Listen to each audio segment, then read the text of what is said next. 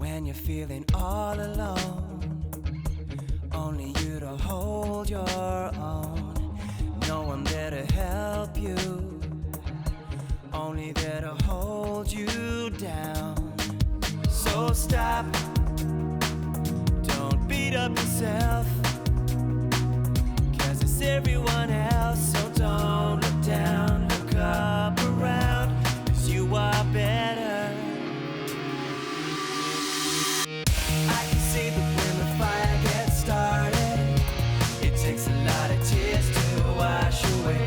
When they come and make you feel downhearted, don't hide away. And now it's feeling like the longest day.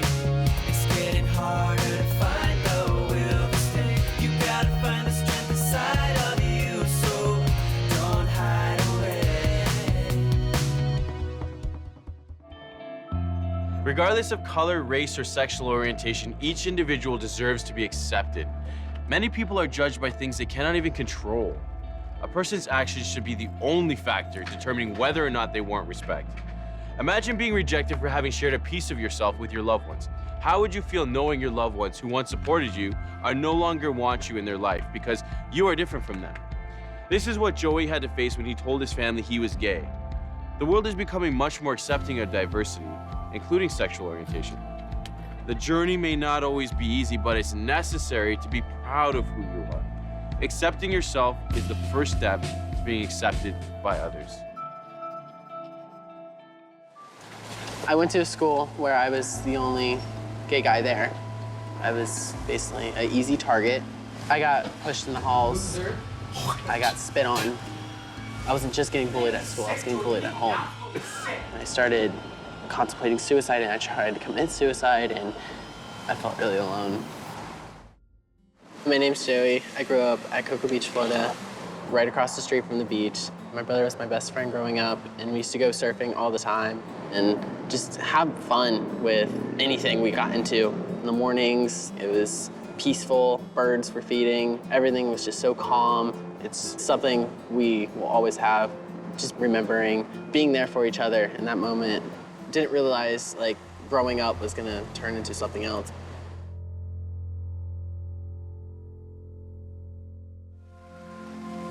My mom was my best friend, and she was always there for me, no matter what.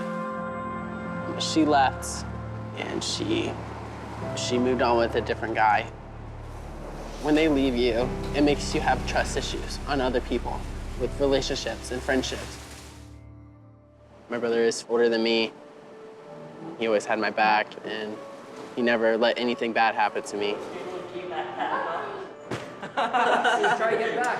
Get the hell out of here. Get the hell out of here. We're just playing. He was always there. You okay, man? Until he graduated, and then things started changing. When I was 12, I started hitting puberty, and that's when I knew I was attracted to boys and not girls. I was definitely scared in that moment. I didn't know what was gonna happen to me. I didn't know how people were gonna think of me, and I kind of just didn't want to even have that concept of liking boys. I wanted to like girls. When I told one of my friends that I was gay, they didn't know what to think. They were like, oh, is he gonna flirt with me? And when I told him, I thought he would understand, and he didn't. He stopped talking to me, and then he kept telling other people, and it just spread like wildfire. Yeah, he's gay. Are you serious? I didn't want to feel different. I wanted to be just like every single other kid at school, happy, getting their education, and just not worrying about somebody saying something to you and making you feel bad about yourself. And I had nobody, and everyone just saw me as that gay kid. They didn't get to know who I was. I hate getting told it's a phase, because I knew I was on a phase at 13. I knew this was who I was gonna be. Why would I put myself in this situation if it was just a phase? Faggot, gay, queer. I started getting threatened every single day. Why are you here, bro? This is a boys' washroom, not a girls' washroom. Get back in there. Stay in there. Stay in there. Don't even come up. Who's that? I was told that I was gonna get punched in the face next period. And these two guys came up to me and asked, do you want to fight? It was constant fear and bullying. I feel alone. This kid went to my school, and he was a kid who didn't like gay people. We rode the bus together because he lived in the same neighborhood as me. And when we got off the bus one day, and he was just yelling, "You faggot, I want to beat your ass." He always took a knife to school, so I was terrified when he was following me. I ran home, and my apartment complex has a lock, and it slammed. I made sure that he wasn't behind me, and then he came to the door and he started trying to open the door, making a lot of noise, saying, "Faggot, open this door." I was terrified. I didn't want to ride the bus anymore. I didn't want to go to school anymore, because it just got worse after that. I didn't have anybody. I wasn't just getting bullied at school, I was getting bullied at home. You would think that would be your safe area, your house. It wasn't for me. I got really low with my dad. Hi, Dad. How are you? Joey, can't you see the game's on? He's homophobic because I guess that's what he grew up seeing, that people did not like gays. You know what, the guys make fun of me at work and not about you. Just leave me with my goddamn game, will ya? You are a disappointment. You're not gonna carry my last name. You don't deserve to have my name. You make me sick. Sorry. My mom used to be the one who would always have my back, and I didn't have her. It was just him, and he made me feel so bad about myself. Your parents are supposed to be accepting and always loving you no matter what. It's not fair. I can't say I had a mom, because I didn't. She abandoned me. She left me, and I'm just a phone call now. I know she cares about me, but sometimes it feels like she picked her abusive boyfriend over me. So, what have you been doing? Well, I'm actually doing the set design at school for the school play. Yeah? I love it so much. That's nice. I never thought I'd be working with tools. And how's your brother? Is he taking care of you? Actually, he's off at college now. I don't want to hear about your faggot son anymore. He was abusive. He abused her. Baby, mommy has to go right now. Maybe I can call you back another time. Do you have to go? Yeah, I'm sorry. Every time she tried to call me, it had to be on speakerphone so he can listen. So I wouldn't say anything like, "Come back to me." Having her not there for me when I was being bullied caused a lot of distress, and I felt really alone. Leaving's gonna happen. People are gonna leave throughout your life, and you would think the last people who would leave you is your parents. It's one of the hardest things to go through.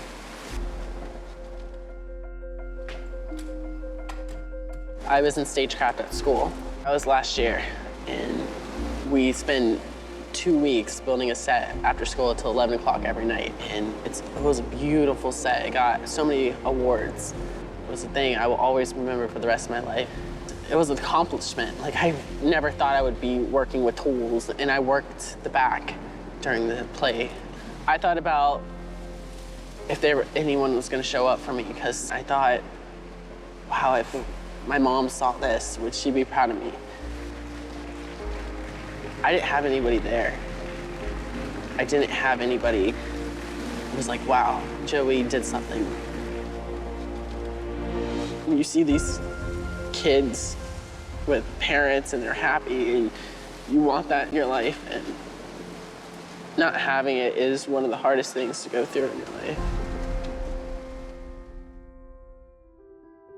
I don't really know how I feel about my dad.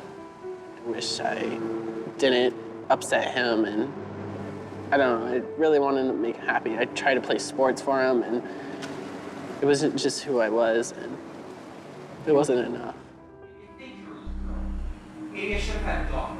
Maybe that's why your mother left all those years ago. She knew you were a little faggot. She didn't want to stick around to raise a little faggot. Maybe that was it, Joey. You want to be a man, be a man. You want to be a girl, Bye, you little skirt joy, and you look cute, man. I just wish he would be more accepting to who I was, and I just wish he would have been my support group. That's what I needed growing up, and having no support, it caused me to be very depressed. I developed an anxiety disorder. I hated myself, and I thought I was definitely worthless, and nobody was ever gonna like me for truly who I was. And I didn't want to feel that loneliness anymore. I was just done with it. And I tried to run in front of a car.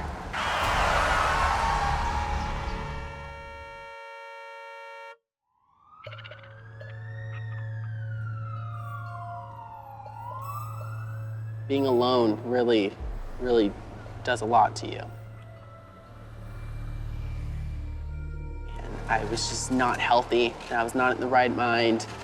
And they would try to put me on medication, but nothing worked. Nothing made me feel okay. I would still be depressed on anxiety medicine. I didn't feel like myself. Like my body felt like it was just gone. I knew something had to change for me to be happy. I started running to release stress, and I didn't know what happened, but one morning I just woke up and I was like, I'm going on a run. And I continued to do it for 2 years. I would go under the bridge and see the sunset. I was in my relax zone, and I was in a beautiful area, and I felt like nobody could hurt me ever. This is where I'm safe, and this is where I'm gonna be safe for the rest of my life. If I could speak to anybody just going through what I went through, I would say, just be true to who you are. Change your life. Have hope. You will find somebody so special, somebody who makes you feel happy. And you're gonna have that person no matter what. Everyone goes through it. When I met someone, my life completely changed. I tried to be somebody I was not. But now I'm proud of who I am, and I have the support I need, and that is my boyfriend and his family. They showed me so much love with open arms. They just brought me in, and I started realizing life's not so bad when you found somebody special and someone so kind. And he just wants me to do better. And I never had somebody who cared as much as him. And I tell him every day, he's very special. In 4 months, I'm graduating from high school. All the bullying and all the stress, I went through it, and I am okay now. It's gonna be the best feeling in the world walking that stage. And then I get to go to college to be a radiologist.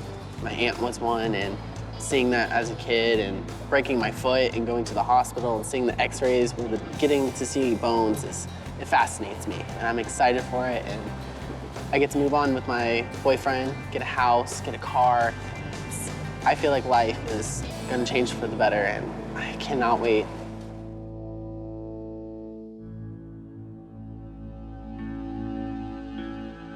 With Joey, right, his friends didn't accept him at all, and I think that's honestly horrible. If you're someone's friend, you should accept them for who they are. So nobody really understood him. He was driven to suicide after what his parents, his friends. He was ostracized by everyone that he knew.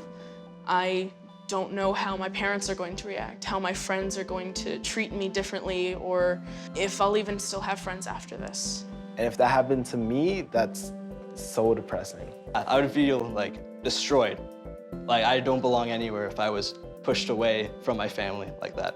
The way I think about it is, if society hated you or you were discriminated against for being straight, if you had to go home not feeling safe, knowing that your family and your friends won't treat you right for being who you are, you didn't choose who you were. How can you just treat someone like that just because they like men? It's really not that big of a deal. People are scared because they just don't know what to do around them. They feel uncomfortable, right? I feel if people had a greater exposure, a bigger group of friends, just reached out to people of different sexual orientations. For like a really long time, it was kind of, people are straight, girls like guys, guys like girls, that's how it is. And it's only kind of recently that people have started to accept that that's not always how it is. It can be different. He was in an area where people were stuck in that mindset, so it was really hard for him to find someone to accept him. Like, I know that although some people are still kind of against it, like at my school, we're very open with a lot of like the homosexuality and the LGBTQ community. Yeah, I think it's important to educate people so that they know that there's more than one way that you can be. At the end of the day, we're all people, right? And we want to talk to each other, but we don't want to have to feel threatened by anything. We don't want to feel like we're in danger. Did you know the brain responds to emotional pain in a very similar way as it does to physical pain? Crazy, huh? Take a moment to really think about what that means. If you make fun of someone or threaten them, from the brain's perspective, it's like you're punching them. Bullying is a form of violence. The more someone experiences verbal and emotional abuse, the more the brain fires chemical messages of fear and isolation, which often leads to depression, anxiety, and other health challenges. We clearly see this in Joey's story, and it all stemmed from a lack of acceptance from the people in his life. Acceptance does not necessarily mean agreement. You can disagree with someone, but still take the time to understand that they, like you, have the right to choose how they want to live their life. Acceptance means being aware of your judgments and choosing compassion and understanding instead of fear and anger. You can train your brain to be more accepting. Try challenging your judgmental thoughts and behaviors by asking yourself questions like, am I willing to see the person or situation from a different perspective? What steps am I willing to take to learn more about their situation or feelings? How do I feel when I'm being judged? And finally, what is one thing I can do or say today that will demonstrate my desire to be less judgmental and more accepting? When we practice asking ourselves these questions, we make room for healthier conversations, better connections, and stronger communities. The result, of course, is better mental health for all of us. So, is there a situation in your life you can practice being less judgmental and more accepting of? The health of your relationships depends on it. With that in mind, until the next time, let's do better by thinking better. Joey's story, unfortunately, is not uncommon. So many teens face this abandonment when coming out. No one should ever fear being who they really are. Society as a whole is becoming more and more educated and accepting of the LGBTQ community, but there are still areas where ignorance still prevails. If you or a friend find themselves in this situation, there are hotlines to help and protect you. Please reach out and connect with your LGBTQ community and be proud of who you are. When Joey made this decision to start supporting himself, he excelled. He involved himself in healthy activities like running and in creative projects. Most importantly, he reached out to the LGBTQ community for help and found a friend and family that now truly loves him. He is happier than he ever imagined he could be.